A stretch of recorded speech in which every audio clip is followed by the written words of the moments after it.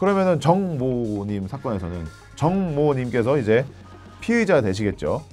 그리고 카메라에 찍히신 분들 피해자가 될 것이죠. 고소를 하게 되면 고소인이 될 것이고요.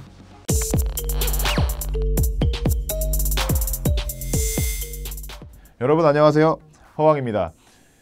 여러분 그 법률 관련돼서 이제 뉴스에도 나오고, 사실 뉴스에 나오는 것도 사실은 용어가 좀 정확하지 않아요. 아무튼 일단 여러분들 듣다 보면은 이게 뭐야, 뭐 피고인은 뭐고 피해자는 뭐고 피의자는 뭐고, 뭐 대체 뭐야, 피의자랑 피해자랑 무슨 관계 있어, 구속이 뭐고 불구속이 뭐고 이러잖아요. 사실은 방금 전에 얘기 드렸지만 언론에서도 틀려요. 틀리는 경우가 있습니다. 심지어는 민사소송을 제기하는데도 고소라고 합니다. 네, 굉장히 그 용어들을 되게 헷갈리실 텐데요. 제가 이제 여러 번에 걸쳐서 그 용어에 대해서 한 번씩 정리를 해드릴까 합니다. 기본적으로 이제 크게 나눠진 민사와 민사 형태, 민사소송 형태와 형사소송 형태가 두 가지로 나눠진다고 보시면 돼요. 형사소송에서 한번 해보겠습니다. 요게 요번에 이제 버닝썬에서 나오는 그런 이제 여러 가지 이제 수사 관계상 스토리 이런 것들을 보실 때 한번, 형사소송은 피해자가 있는 범죄들은 대부분 피해자가 고소를 합니다. 고소라는 것은 피해자가, 범죄를 당한 피해자가 이 사람을 처벌해 주세요 라는 의사표시를 하는 겁니다. 그럼 고발이란 건 뭘까요? 고발. 자, 고발을 해요. 우리 막 보면 고발하면 막 뭔가 좀 느낌이 좀 다르잖아요. 고발이라는 것은 피해자가 아닌 제3자가 누구를 처벌해 주세요 라고 하는 의사표시입니다. 자, 수사가 시작됐어요. 이제 이 사람 고소했어. 이 사람 불러서 얘기를 들어봐야 될 거 아닙니까? 이 사람이 아직 범죄를 저지르는지 안 저지르는지 아직 의심할 수는 없잖아요. 아직 의심할 단계가 아닌 거예요. 그럴 때는 이 사람은 피고소인 또는 피고발인, 그렇게 됩니다. 그래서 이 사람을 불러요. 불러서 이제 막 얘기를 들어봅니다. 무슨 뭐 이런 상황, 이런 일로 고소를 당하셨네요, 또는 고발을 당하셨네요. 뭐 이런 일이 있습니까? 조사를 해봐요. 조사를 막 합니다. 해서 들어보니까 한 것 같아. 얘 범죄 저지른 것 같아. 그러면 어떻게 되느냐? 얘는 이제 진짜 범죄를 저질렀으니까 이제 좀 정식으로 좀 증거도 좀 이렇게 받아보고 할까? 그러면서 이제 정식의 어떤 그런 그 이제 수사 절차로서 이 사람이 정말 의심스럽다 할 때, 그때 비로소 이 사람은 피의자가 됩니다. 피의자가 되기 때문에 그때부터는 뭐 지문도 찍고, 지문을 찍으면 지문을 이제 등록을 하는 거죠, 피의자로. 이게 하나만 찍고 뭐 두 개 찍나? 조사를 하는데 얘 좀 그래, 얘 좀 도망갈 것 같아. 아니면 얘 내비두면 막 증거를 막 없앨 것 같아. 아직 증거 다 수집하지도 않았는데. 그리고 얘 어디 사는지 모르겠어. 자, 요 세 가지.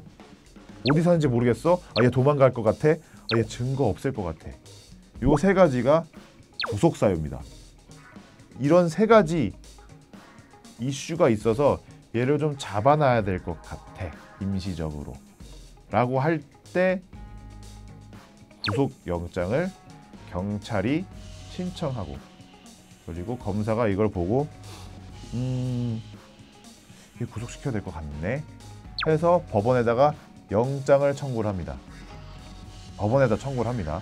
그래서 법원에서 또 보고 얘는 좀 그럴 것 같아 라고 영장을 발부를 합니다. 그러면은 그 영장을 가지고 이제 그 사람을 구속을 하게 되는 것이죠.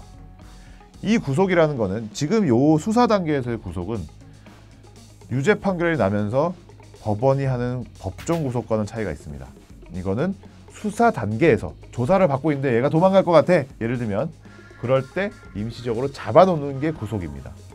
그런 상태에서 기소가 됐어요. 이제 기소 뭐냐, 법원에다가 얘 이제 처벌해 주시면 됩니다. 보니까 얘가 처벌을 받아야겠네요 라고 하면서 법원에다가 공소장이라는 걸 냅니다. 얘가 범죄를 저질렀으니 처벌해 주십시오. 검사가 내는 겁니다. 그게 바로 기소입니다. 구속 상태에서 기소가 되면 구속 기소, 불구속 상태에서, 구속이 안 된 상태에서, 자유로운 상태에서 기소가 되면 불구속 기소.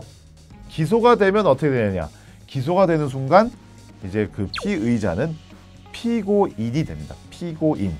형사사건에서 피고인이 됩니다. 거기서 이제 이제 재판 절차가 진행이 되는 것이죠. 그러면은 피해자는 어디서 오냐? 피해자는 고소하는 사람이 피해자겠죠. 그렇죠? 방금 전에 말씀드렸지만 피해자가 고소를 할 수 있습니다. 범죄 피해를 입은 사람 고소를 할 수가 있습니다. 계속 피해자로서의 지위를 가지고 있죠. 피해자는 어떤 사람이냐? 이 사람을 처벌하기 위한 증거입니다. 이 사람을 처벌하기, 피고인을 처벌하기 위한 증거입니다. 이 고소인은요. 그러면서 이 고소인은 고소인 조사를 받게 됩니다. 고소를 했을 때 나중에 대질도 하고요. 대질. 범죄를 저질렀다고 의심이 되는 사람과 이 피해자랑 이렇게 앉혀가지고 대질을 하라고 이제 서로 이제 싸우는 건 아니지만 이제 둘 다 앉혀놓고 각각 물어보는 거죠. 물어봤는데 말을 했어. 이게 거짓말입니까? 예, 거짓말입니다.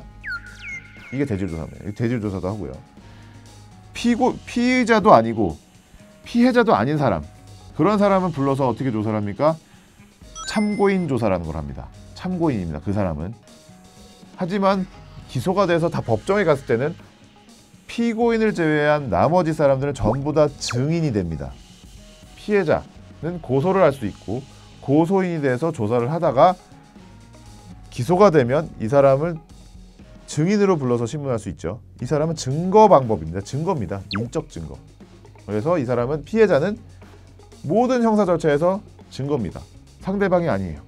그러면은 정모님 사건에서는 정모님께서 이제 피의자가 되시겠죠. 그리고 카메라에 찍히신 분들 피해자가 될 것이죠. 고소를 하게 되면 고소인이 될 것이고요. 그리고 나중에 기소가 되면은 이 정모 씨께서 이 고소인들 진술 믿을 수 없다, 다 부인한다 하면은 고소인들을 전부 다 증인으로 부릅니다. 그래서 증언을 듣습니다. 그리고 이게 합리적이다 싶으면 증거가 돼가지고 이 사람을 처벌할 수 있는 그런 도구로 활용이 됩니다. 그런 자료로서 활용이 되게 됩니다. 자, 오늘 제가 말씀드린 거 고소, 고발, 그리고 고소인, 피고소인, 피의자, 참고인, 그리고 피고인, 증인, 이 용어들을 잘 구분해서 앞으로 다른 어떤 기사라든지 이런 것을 볼 때 한번 확인해 보세요. 그럼 이제 이 기자가 틀렸네 이렇게 생각하실 수 있습니다. 아무튼 오늘 여기까지 하고요. 다음번에는 또 다른 또 용어들을 좀 더 쉽게 설명해 볼까 합니다. 다음번에 다시 또 뵙겠습니다. 여러분 감사합니다.